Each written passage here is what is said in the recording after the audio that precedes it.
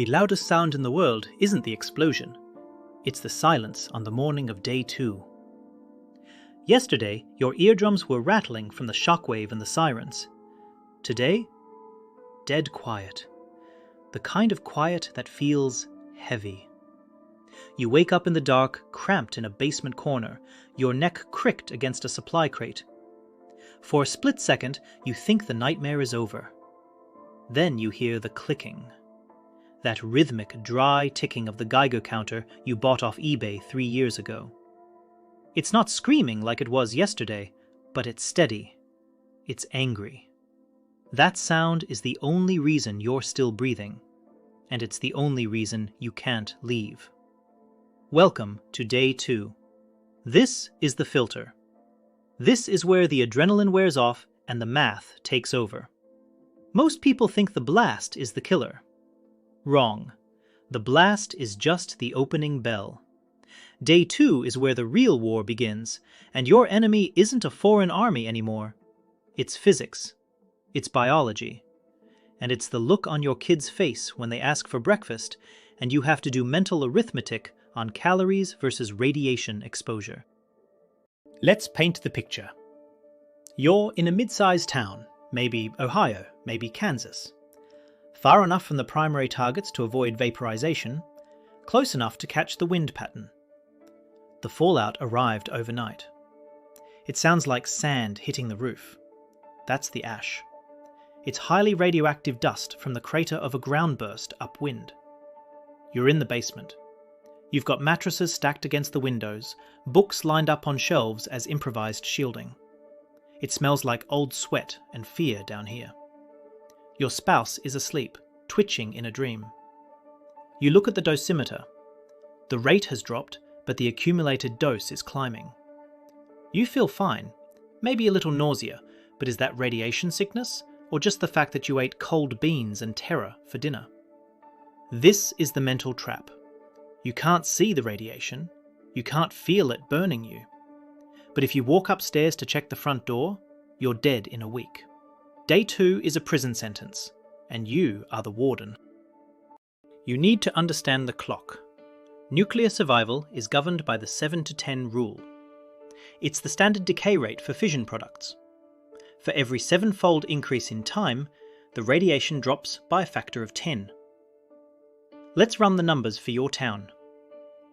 At H-hour plus 1, let's say the radiation outside was 1,000 Roentgens per hour. That's a lethal dose in about 30 minutes. You'd be cooking from the inside out. Now, we are at day 2. We are approaching 48 hours. Let's look at the math. 7 hours after the blast, that 1,000 Roentgens per hour dropped to 100 Roentgens per hour. Still deadly, but not instant. By 49 hours, roughly where we are now, it drops another factor of 10. We are looking at maybe 10 Roentgens per hour. That sounds low compared to 1,000, right? Don't get cocky. 10 Roentgens per hour is still a combat zone. If you go outside to scavenge for an hour, you absorb a year's worth of occupational safety limits. You stay inside. The curve is steep, but it hasn't flatlined yet. You are riding the curve. Right now, sitting in that dark basement, you're doing a mental inventory. You think you have 2 weeks of food. You think you have enough water. But you're guessing. And in a grid-down radiological scenario, guessing gets your family killed. You need hard data. This is why I built the Protocol Survival app. It has a tool called the Survival Score. You punch in your head count, your calorie stock, your water liters, and your location type. It doesn't give you a pat on the back. It gives you the truth. It might tell you that 2 weeks of food is actually 4 days because you forgot to account for the metabolic spike of cold stress and fear. Stop guessing. Go to protocolsurvival.com right now. The calculator is free to try. Get your real score. Find the gap in your logistics before the hunger sets in. Do it now, while you still have the cognitive function to plan. Back to the basement. It's noon on day 2. You expected the cold nuclear winter, right? Forget the movies. The immediate problem is heat. You have 4 people, maybe a dog, crammed into a sealed room that's maybe 12 by 12. No electricity means no AC, no fans. You blocked the vents to keep the fallout out. Now, body heat is building up. The temperature is climbing past 85, 90 degrees Fahrenheit. The humidity is spiking because you're all breathing and sweating. This is the shelter oven effect. Kress and Kearny warned about this in the Oak Ridge papers. If you don't manage this, you face heat stroke before the radiation gets you. Your toddler is flushed, lethargic. They aren't complaining about the bomb anymore. They're crying because they're sticky and hot. You need airflow, but the air outside is poison. What's your move?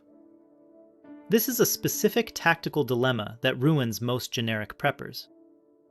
The solution is low-tech. It's called a CAP, Kearny Air Pump. It's basically a flap valve made of cardboard or plastic sheeting that swings in a frame. You power it by pulling a cord. A kid can do it. It moves high volumes of air at low pressure.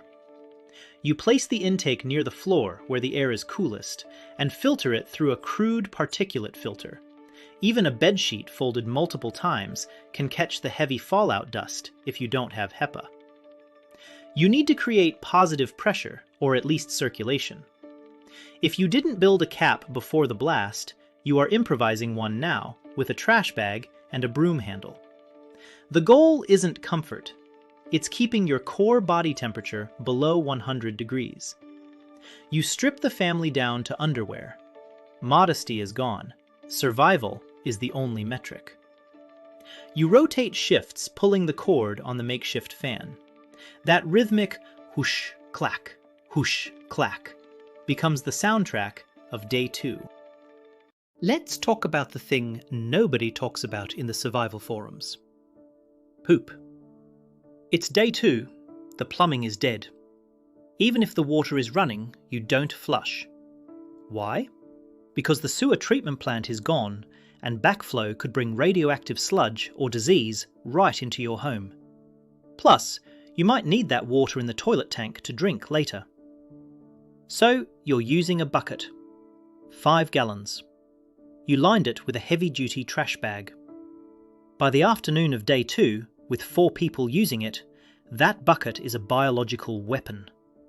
The smell in a sealed, hot basement is indescribable. It's not just gross, it's ammonia and methane. It burns your eyes. And here is where the guilt hits you.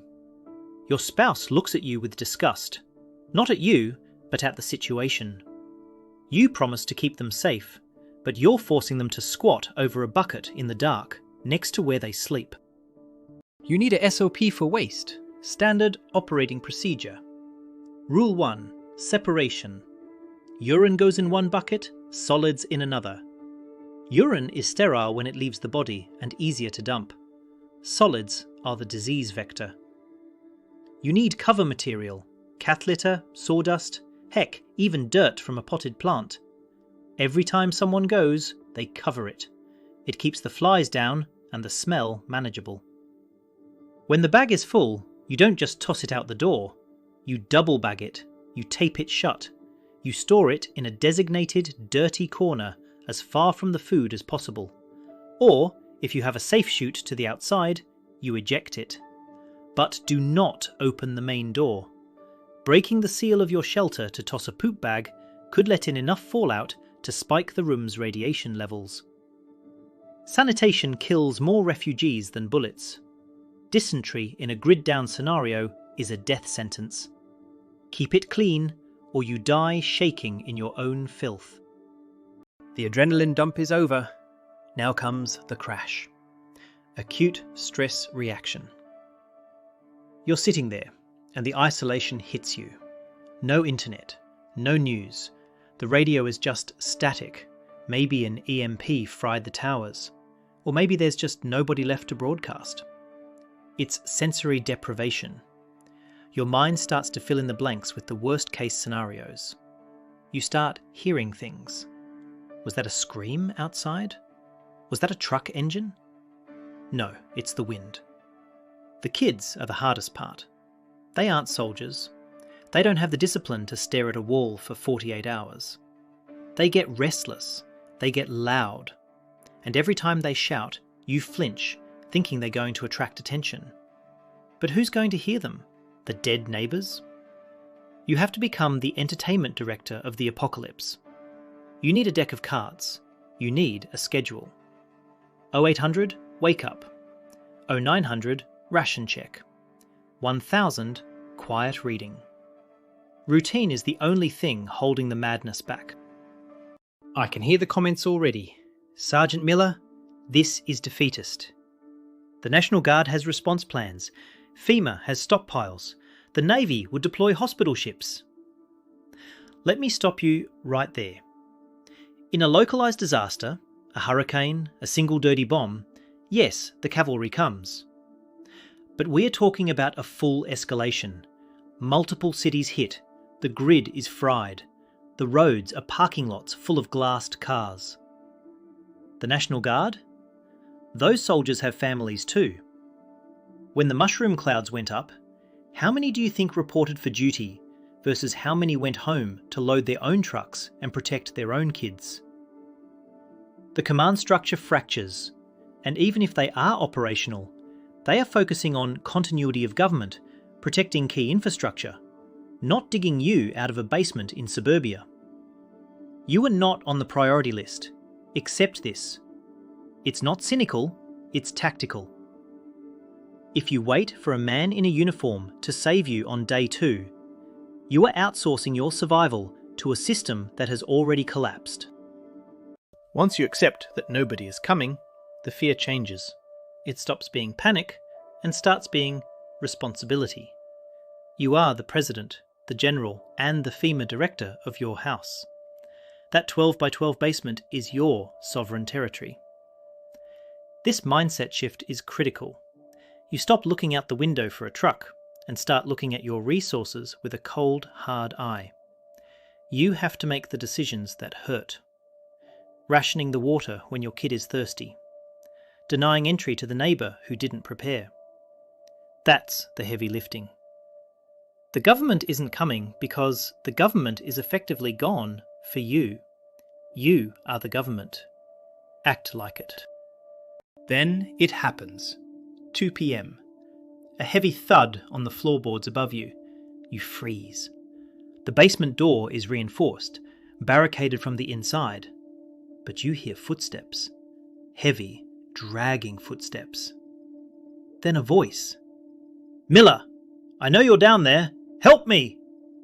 It's Henderson from across the street. He didn't have a basement.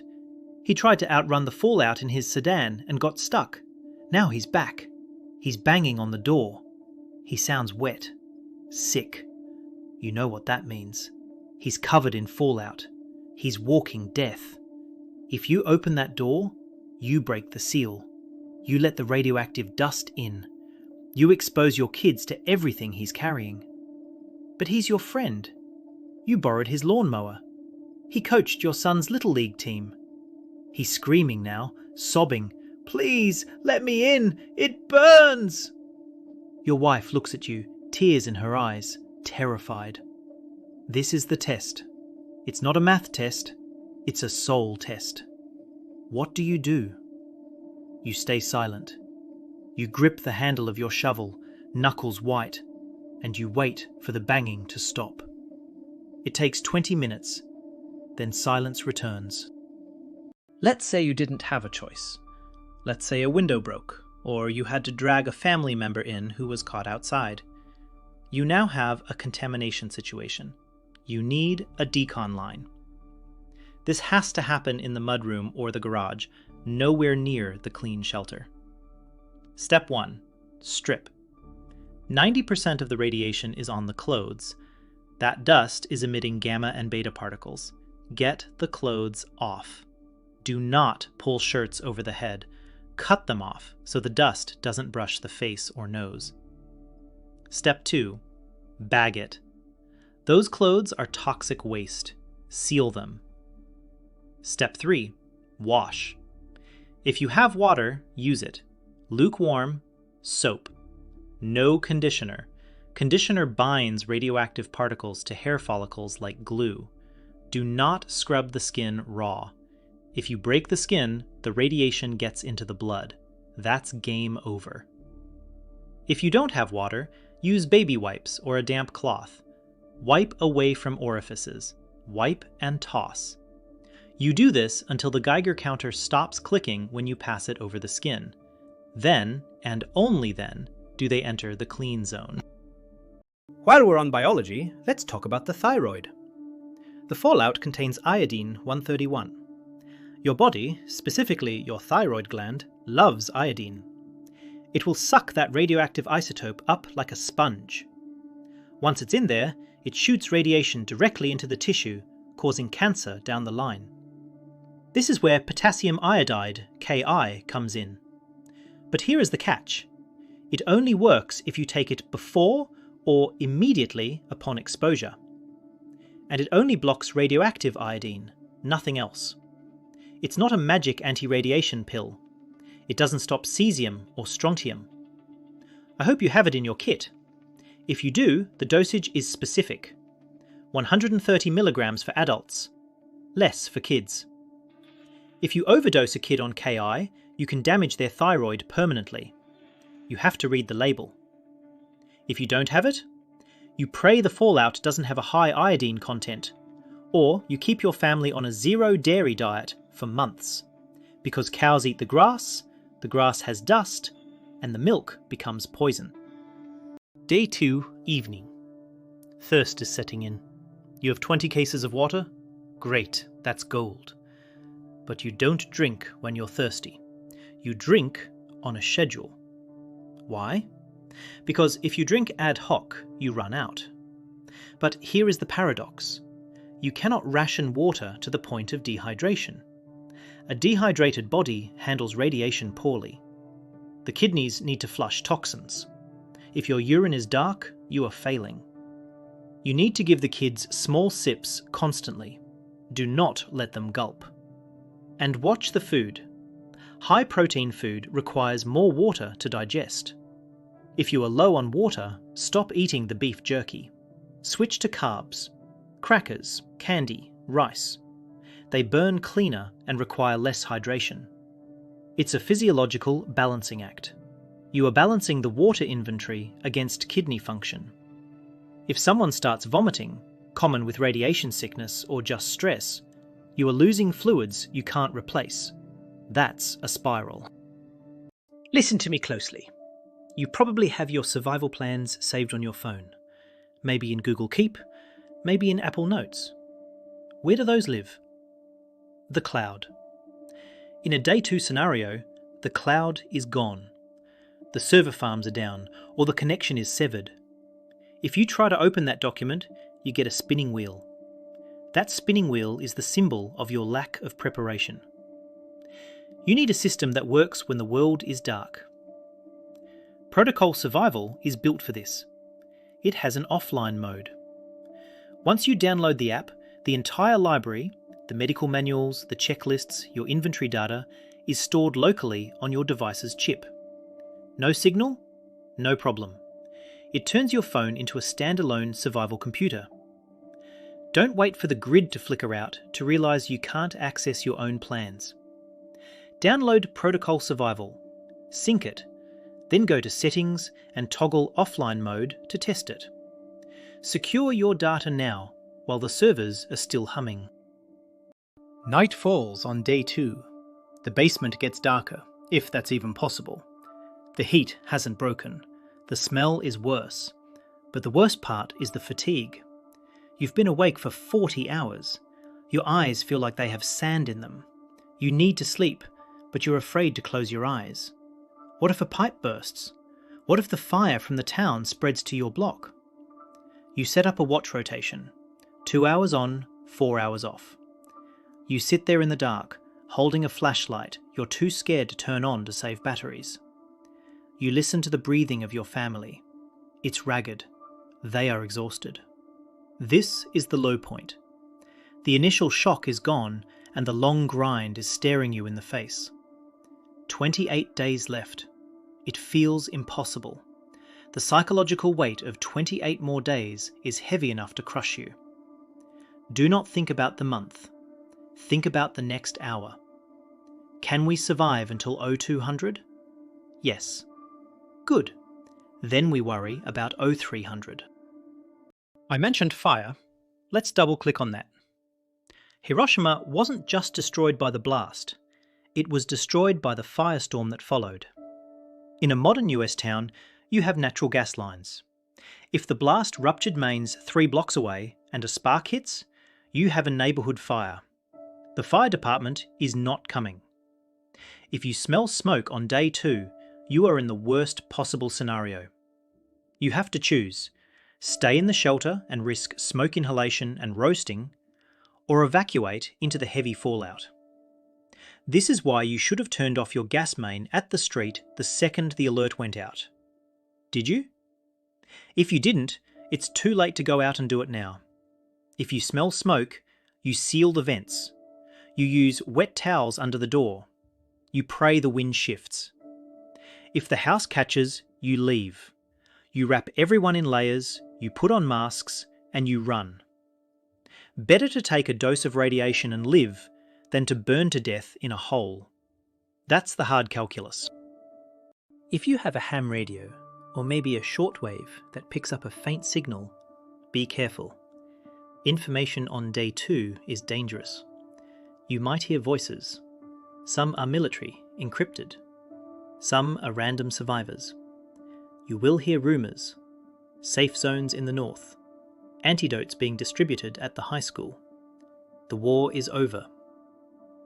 Most of this is panic-induced hallucination or lies. Desperate people make up stories to give themselves hope. Do not act on unverified intel. Unless you hear a confirmed loop from a recognisable authority, EAS, military command, you stay put. Don't lead your family out into the fallout because a trucker on a CB radio said there's soup and blankets 3 miles away. The soup is a lie. The radiation is real. Information discipline is just as important as water discipline. Verify or ignore. Let's end the tactical talk for a second and look at the human element. Your youngest kid is crying. They don't understand why they can't go outside. They don't understand why the iPad doesn't work. This is where you save them. Not with a gun, but with a distraction. Did you pack a toy? A coloring book? A non-electronic game? If you did, bring it out now. This is a force multiplier for morale. You sit down with them, under the glow of a glow stick or a dim lantern, and you play. You engage. You lie to them if you have to. You tell them it's a camping trip. You tell them the world is sleeping. You project calm. If they see you shaking, they break. If you smile, even if it's fake, they hold it together. You are the emotional anchor. If the anchor drags, the ship hits the rocks.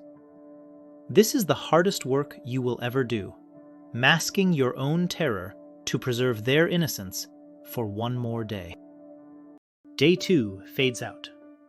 The radiation outside has dropped significantly from the peak, but it's still dangerous. The heat in the shelter is stifling. The waste bucket is full. The water jugs are lighter. You made it. You survived the shock, the heat, and the silence. But don't celebrate. You just bought a ticket to day 3. The novelty of survival is gone. Now comes the endurance, the grind. This isn't about dodging a bomb anymore. It's about who can suffer the longest without losing their humanity. The grid isn't what kept the lights on, folks. It was the illusion of safety. That illusion is gone. What's left is you, the dark, and the will to keep breathing. Check your filters. Rotate the watch. Drink a sip of water. We'll see you at dawn.